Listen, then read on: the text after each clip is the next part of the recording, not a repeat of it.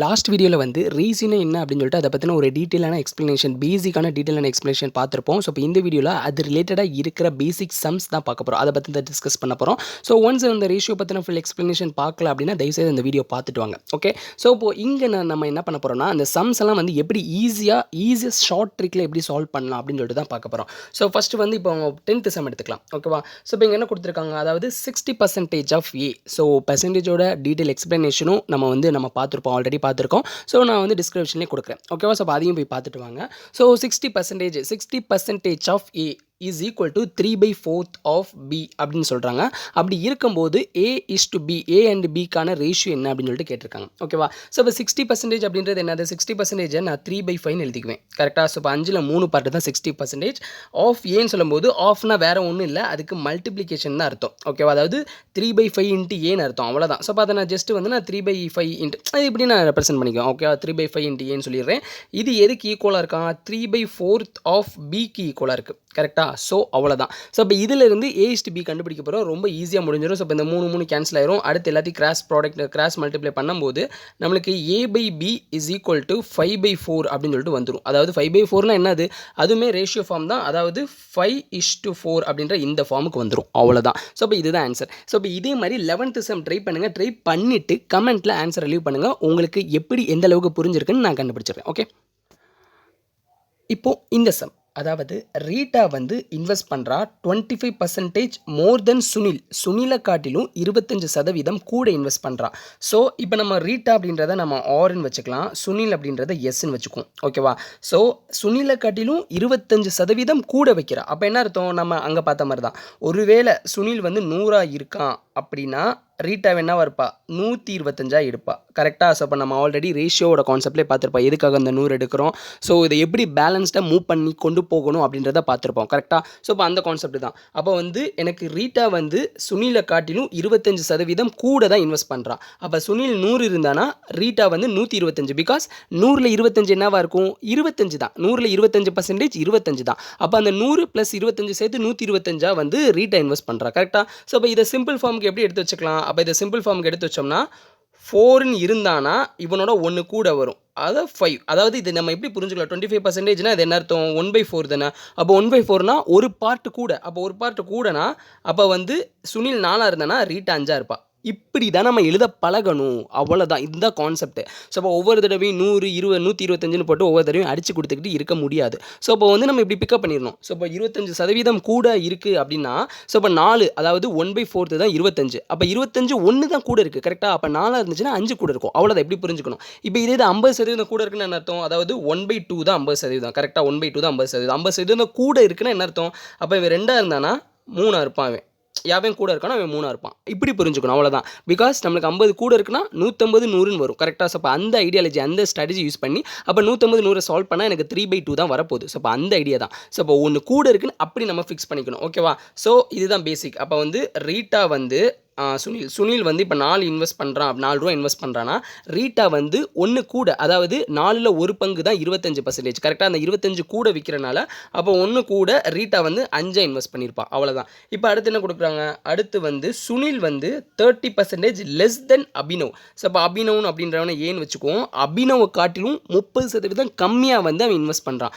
ஒருவேளை அபினவ் வந்து செகண்ட் லைனை போடுறேன் பாருங்கள், ஒருவேளை அபினவ் வந்து 10 இன்வெஸ்ட் பண்ணியிருக்கான் அப்படின்னா, 10 இன்வெஸ்ட் பண்ணானா அப்போ 10ல் 30% என்னது, 3 தான். அப்போ அந்த 3 கம்மியாக தான் சுனில் இன்வெஸ்ட் பண்ணியிருப்பான். அப்போ 3 கம்மியான என்னாகும், 7 தான் சுனில் இன்வெஸ்ட் பண்ணியிருப்பான். உங்களுக்கு அந்த ஐடியாலஜி புரியும்னு நினைக்கிறேன். ஸோ நம்ம ஒவ்வொரு தடவையும் 100, 130, 70 இப்படிலாம் எழுதிக்கிட்டு இருக்க முடியாது. ஜஸ்ட்டு நம்ம சிம்பிள் ஃபார்மில் போட்டு போய்கிட்டே இருக்க வேண்டியதான். ஸோ இப்போ அபினவ் வந்து 10 இன்வெஸ்ட் பண்ணுறான் அப்படின்னா இந்த சுனில் என்ன பண்ணுறான், சுனில் வந்து அபினவை காட்டிலும் 30% கம்மி தான். அப்போ 10ல் 30% நீங்கள் பாருங்கள், 10ல் 30% என்னது, 3 தான். அப்போ அந்த 3 கம்மியாக இருக்கும். அப்போ 3 கம்மியாக இருக்குன்னா சுனில் 7 தான் இருப்பான். ஸோ அப்போ இந்த ரேஷியோ நம்ம ஈஸியாக பார்த்துருப்போம், ரேஷியோ கான்செப்ட்லேயே. ஸோ அப்போ இந்த கேப்பை வந்து ஃபில் பண்ணிடுறோம். ஃபில் பண்ணிட்டு இதை சால்வ் பண்ணோம்னா மல்டிப்ளை பண்ணி போடும்போது 35:28:40 அப்படின்னு சொல்லிட்டு வந்துடும். ஓகேவா, ஸோ இதுதான் இந்த 3 பேத்துக்கோட ரேஷியோ. ஓகேவா, R:S:A முடிஞ்சு. இப்போ அடுத்து என்ன நடக்குது, வாட் இஸ் த ரேஷியோ. இப்போ அடுத்து என்ன கேட்குறாங்கன்னா வாட் இஸ் த ரேஷியோ. அடுத்து வந்து அபினவ் வந்து எவ்வளோ இன்வெஸ்ட் பண்ணியிருக்கான், 6000 ரூபா இன்வெஸ்ட் பண்ணியிருக்கான். அப்போ 6000 ரூபா இன்வெஸ்ட் பண்ணியிருக்கான்னு என்ன அர்த்தம், இந்த 40 பார்ட் இருக்குல்ல ஃப்ரெண்ட்ஸ், அதாவது இந்த 40 பார்ட் தான் இந்த 6000.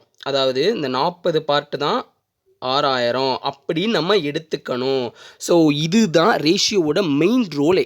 ஸோ இப்போ ரேஷியோ அப்படின்றது நம்ம சிம்பிள் ஃபார்மை கொண்டு வரோம்ல, சிம்பிள் ஃபார்மை கொண்டு வந்தோம்னா அந்த சிம்பிள் ஃபார்ம் தான் அந்த ஹியூஜ் அமௌண்ட்டாக இருக்கும். இதுதான் கான்செப்ட். ஸோ இப்போ இந்த 40 பார்ட்டு தான் இவனோட 6000 ரூபாய் இருக்குது, 6000 ரூபாய் இங்கே ஆக்ட் ஆகுது. அப்போ 40 பார்ட்டு 6000னா ஒரு பார்ட் என்னவாக இருக்கும், அடிச்சு கொடுத்தோம்னா 150 இருக்கும். கரெக்டாக ஒரு பார்ட் 150 இருக்கும். ஸோ இப்போ இதை வச்சுக்கும், எடுத்து வச்சுக்கும், ஒரு பார்ட் 150 இருக்கும். இப்போ என்ன கேட்குறாங்க, the ratio of amount. Okay, ஒரு நிமிஷம், ஒரு பார்ட் 150ன்னு சொல்லிட்டு மைண்டில் ஃபிக்ஸ் பண்ணிக்கோங்க. ஸோ இப்போ என்ன கேட்குறாங்க, அதாவது the ratio of amount Rita invested to total amount invested by all of them. அதாவது ரீட்டா இன்வெஸ்ட் பண்ண ரேஷியோவும் அடுத்து டோட்டலாக எல்லாரும் இன்வெஸ்ட் பண்ண ரேஷியோ, இது ரெண்டுத்துக்கான ரேஷியோ தான் கேட்குறாங்க. ஓகேவா? ஸோ இப்போ ரீட்டா மட்டும் எவ்வளோ இன்வெஸ்ட் பண்ணியிருக்கா, 35. ஸோ இப்போ 35 மொத்தமாக எல்லாரையும் கால்குலேட் பண்ணோம்னா நம்மளுக்கு 103 வரும். அவ்வளோதான்டா ஆன்சர், முடிஞ்சு. இதுதான் ஆன்சர், முடிஞ்சு, அவ்வளோதான். இப்போ நம்ம ஒரு பாட்டுன்னு கண்டுபிடிச்சி வச்சுக்கிட்டோம், ஓகே தான், அதில் பிரச்சனை இல்லை. ஒருவேளை அந்த ஒரு பாட்டு கண்டுபிடிச்சி அதை கற்றுன ஏதாவது டெவலப் பண்ணுறாங்க மேபி. அப்போ அந்த ஒரு பார்ட் 150னா இப்போ ரீட்டாவோட இன்வெஸ்ட்மெண்ட் மட்டும் எவ்வளோன்னு கேட்டோம்னா என்ன பண்ணணும், 35 into 115 அப்படின்னு போட்டுறணும். பிகாஸ் இந்த ஒரு பார்ட்டு 150, அப்போ இந்த 35 பார்ட்டு எவ்வளோன்னு தெரியணும்ல, அதுக்காக இப்படி பண்ணுறோம். ஸோ இப்படி தான். ஸோ இதுதான் கான்செப்ட். இப்போ நம்ம எப்படி அந்த ஒரு பார்ட்டு மொத்த பார்ட்லேருந்து எப்படி நம்ம எடுக்கணும் அப்படின்னு தெரிஞ்சுக்கிட்டாலே போதும். ஸோ இப்போ இந்த செம்மை பொறுத்தளவுக்கு நம்ம இதோட நிப்பாட்டிக்கிட்டாலே போதும். பிகாஸ் அவங்க கேட்டிருக்கதே அதுதான். அவங்க என்ன கேட்டிருக்காங்க, ரீட்டாவோட அந்த இன்வெஸ்ட்மெண்ட்டும் மொத்தமாக இன்வெஸ்ட் பண்ணதுக்கான ரேஷியோவும் தான் கேட்டிருக்காங்க. அப்போ ரீட்டா இன்வெஸ்ட் பண்ணது 35, மொத்தமாக பண்ணவங்க வந்து 103. அவ்வளோதான், முடிஞ்சு. இதுதான் 35:103 வந்துடும். ஒருவேளை ரீட்டாவோட இன்வெஸ்ட்மெண்ட் எவ்வளோ இல்ல சுனிலோட இன்வெஸ்ட்மெண்ட் எவ்வளோன்னு கேட்டால் தான் அந்த ஒரு பார்ட்டுன்றதை யூஸ் பண்ணணும். அப்போ அந்த ஒரு பார்ட்டு 150னா அப்போ அந்த 28 பார்ட் எவ்வளோ அப்படின்னு கால்குலேட் பண்ணிட்டோம் அப்படின்னாலே சுனிலோட இன்வெஸ்ட்மெண்ட் கிடச்சிரும். அதே மாதிரி தான் ரீட்டாவோடதும். ஓகேவா? ஸோ இப்போ இந்த சம் புரிஞ்சிருக்கும்னு நினைக்கிறேன். இந்த சம் நல்லா இன்ட்ரெஸ்டிங்காக இருக்கும். ஸோ ஒரு பர்சன் வந்து 10,500 வச்சுருக்கான். அதை தன்னோட 3 பிள்ளைகளுக்கும் 3:4:5 அப்படின்ற அந்த ரேஷியோவில் பிரித்து கொடுக்குறான். ஸோ இப்போ இதில் செகண்ட் சன் இருக்கான்ல, அதாவது 4 பார்ட்டை ரேஷியோ வாங்கினா இந்த சன் என்ன பண்ணுறான்னா 1000 ரூபாயை தனக்குன்னு வச்சுக்கிறான்.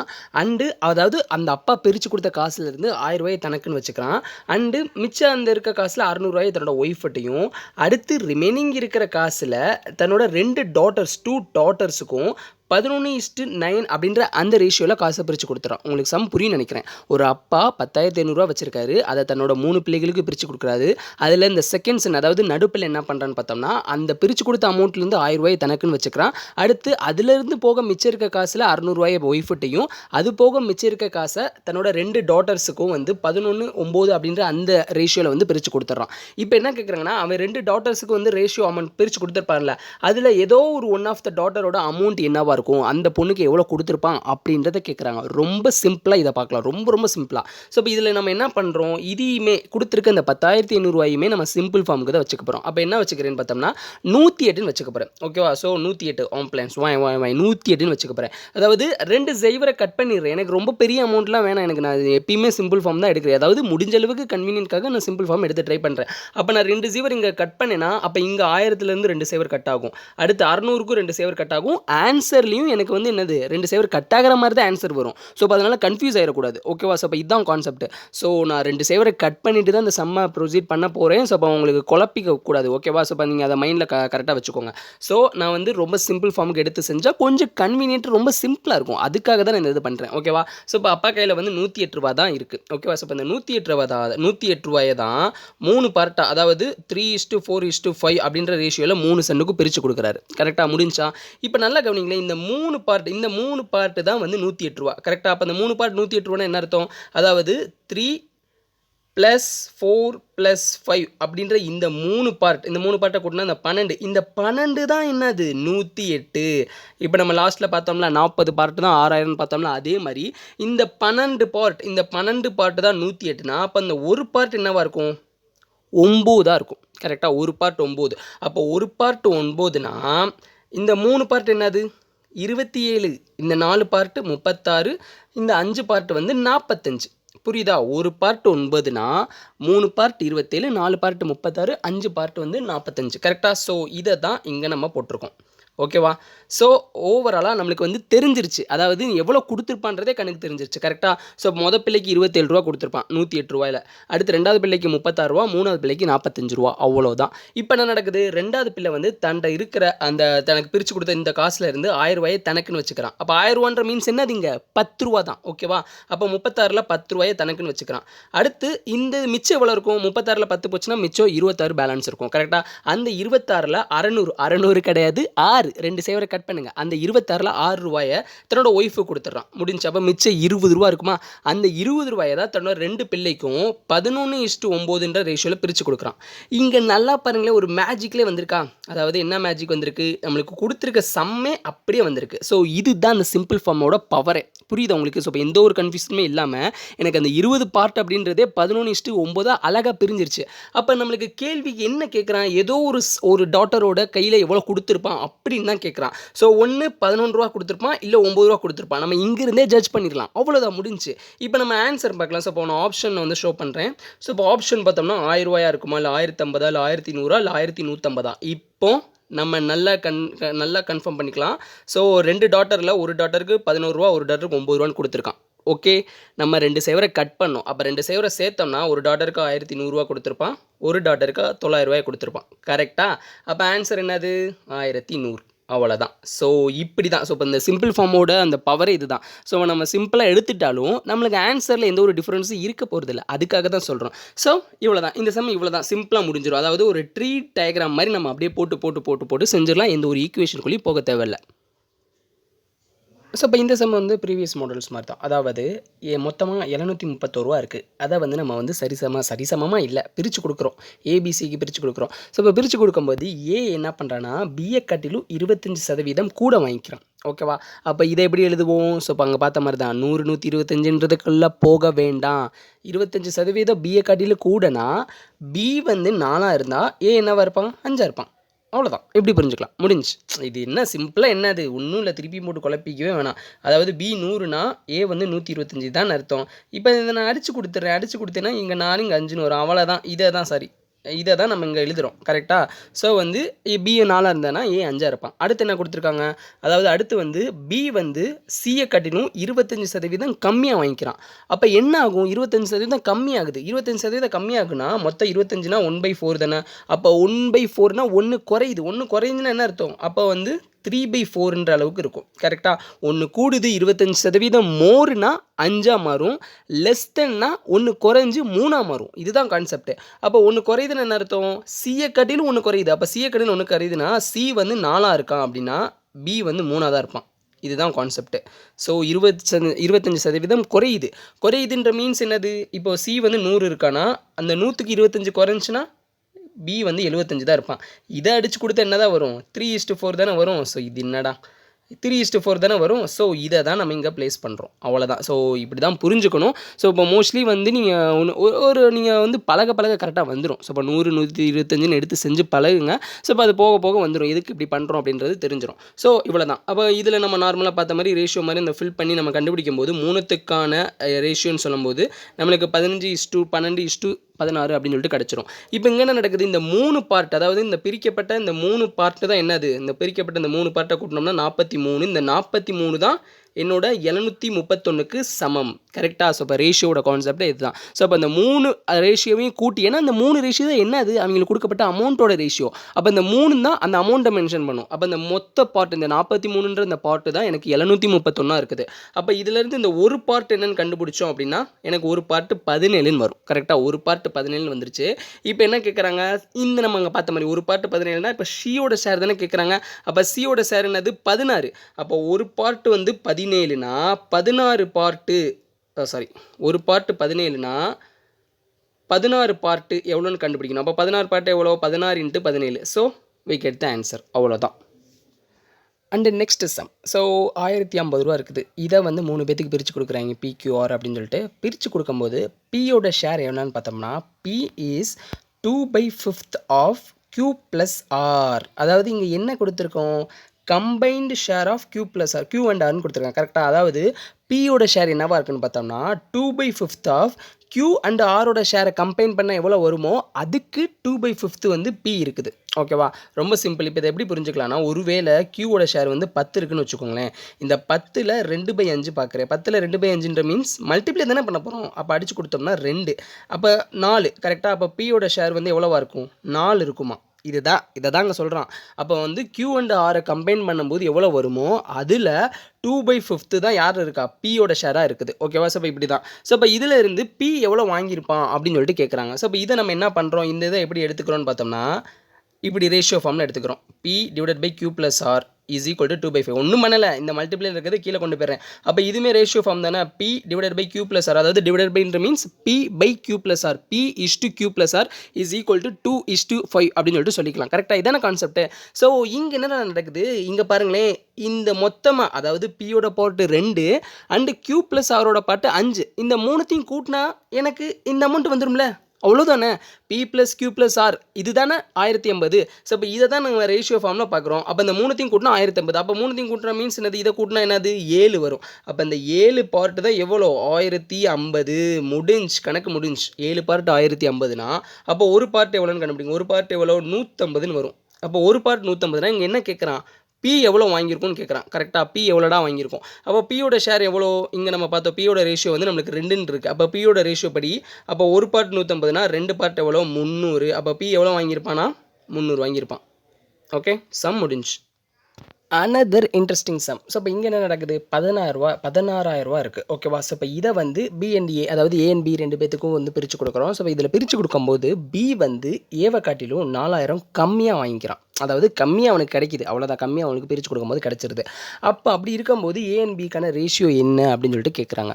ஸோ இப்போ இதை எப்படி பார்க்கலாம், ஸோ இப்போ இதை எப்படி சிம்பிளாக சால்வ் பண்ணலாம் அப்படின்னு பார்த்தோம்னா, இங்கேயும் நான் என்ன பண்ணுறேன்னு பார்த்தோம்னா 16,000 அப்படின்னு இல்லாமல் 16 ரூபா, அந்த 3 சைவரையும் தூக்கிடுறேன். அப்போ இங்கே 4,000 இல்லாமல் 4 ரூபா, அவ்வளோதான் முடிச்சிருச்சு. அப்போ 16 4ன்னு எடுத்துக்க போது இப்போ ஓவராலாக என்கிட்ட 16 ரூபா இருக்குது. இந்த 16 ரூபாயில் நான் A and Bக்கு கொடுக்கும்போது B வந்து ஏவை காட்டிலும் 4 ரூபா கம்மியாக தான் வாங்குறான். ஸோ இப்போ இந்த கம்மியாக வாங்குற அந்த கணக்கு வழக்கில் எனக்கு தேவையில்லை, அந்த 4 ரூபாயை தூக்கி போடுறான்னு விட்டுறேன். அப்போ அந்த 4 ரூபாயை சேர்க்கல. ஓகேவா, 4 ரூபாயை சேர்க்கலன்ற மீன்ஸ் என்னது, அப்போ மிச்சம் எனக்கு 12 ரூபா தான் இருக்கும். கரெக்டாக, அப்போ இந்த 12 ரூபா கண்டிப்பாக 2 பேர் ஈக்குவலாக தான் பிரிச்சிருப்பான். இதுதானே லாஜிக்கு.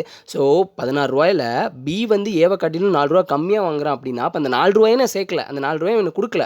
அப்போ கொடுக்கலனா மிச்சம் இருக்க அந்த 12 ரூபாயை கண்டிப்பாக 2 பேர் ஈக்குவல் ஷேரிங் தான் பண்ணியிருப்பான். கரெக்டாக, இது A இது B. ஓகேவா, ஸோ இப்போ கண்டிப்பாக ஈக்குவல் ஷேரிங் தான் பண்ணியிருப்பான். அதில் பிரச்சனையில் எந்த ஒரு மாற்றமும் இருக்காது. இப்போ அந்த 4 ரூபாயை சேர்க்குறேன். அப்போ அந்த 4 ரூபாயை சேர்க்கணும்னா எங்கே சேர்ப்பேன், நான் ஏக்கு தானே சேர்ப்பேன்.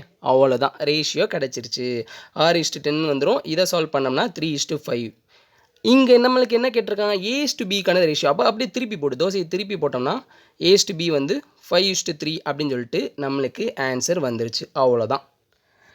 இப்போது இதே சம்மையே இன்னொரு மெத்தடில் எப்படி சால்வ் பண்ணலாம், இதை வந்து ட்ரெடிஷ்னல் மெத்தட், அதாவது ஈக்குவேஷன் மெத்தட்னு சொல்லுவாங்க.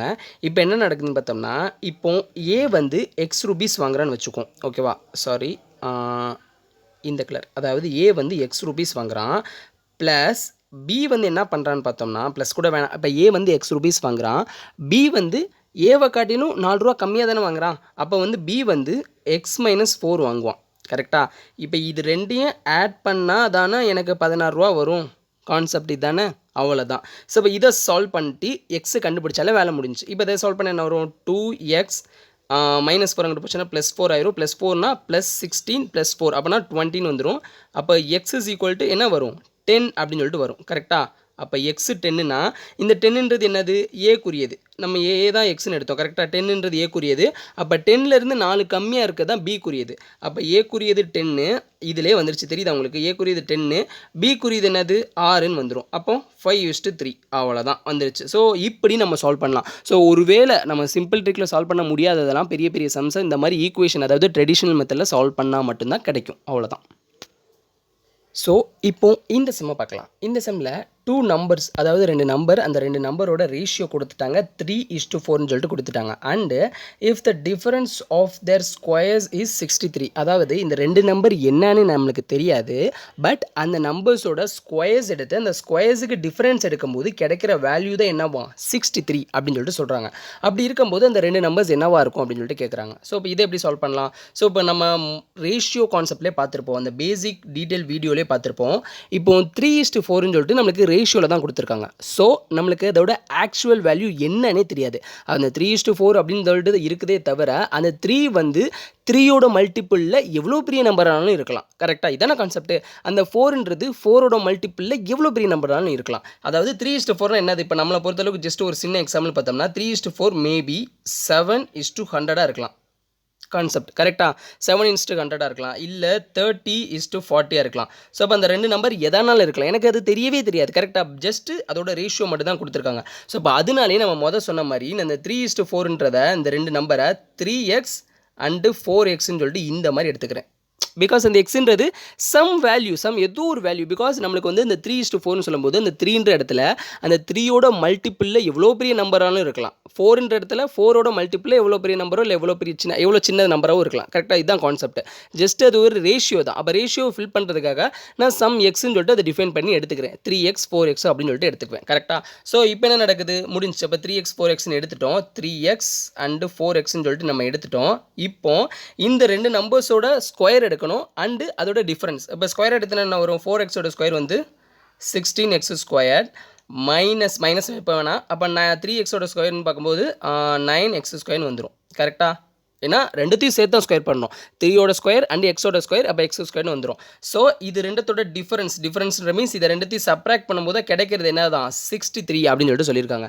அப்போ இதை சால்வ் பண்ண என்ன வரும், 7x ஸ்கொயர் = 63 வரும். ஸோ அப்போ இதுலேருந்து எக்ஸு கண்டுபிடிச்சோம்னா நம்மளுக்கு வந்து 3 அப்படின்னு சொல்லிட்டு கிடைக்கும். அப்போ எக்ஸு 3நாலே சம் முடிஞ்சு. எக்ஸு 3னா அப்போ இங்கே என்ன வரும், எக்ஸு 3 அப்படின்னு சொல்லிட்டு இங்கே போடும்போது நம்மளுக்கு 12 அப்படின்னு சொல்லிட்டு வரும். அண்டு 4 இன்ட்டு எக்ஸு 3ன்னு சொல்லிட்டு போடும்போது 9 சொல்லிட்டு வரும் ஒரு நம்பர். அடுத்து 4 இன்ட்டு 3ன்னு சொல்லும்போது 12 அப்படின்னு சொல்லிட்டு ஒரு நம்பர் வரும். ஸோ 9,2 தான் நம்மளுக்கான இந்த ரெண்டு நம்பர்ஸாக இருக்கும். அவ்வளோதான். ஸோ இதுதான் கான்செப்ட். ஸோ இப்போ ரேஷியோவில் மொட்டையாக கொடுத்துருக்காங்க அப்படின்னா அதை நம்ம சம் எக்ஸ்ன்னு சொல்லிட்டு ப்ரொசீட் பண்ணி மூவ் ஆகலாம். அவ்வளோதான்.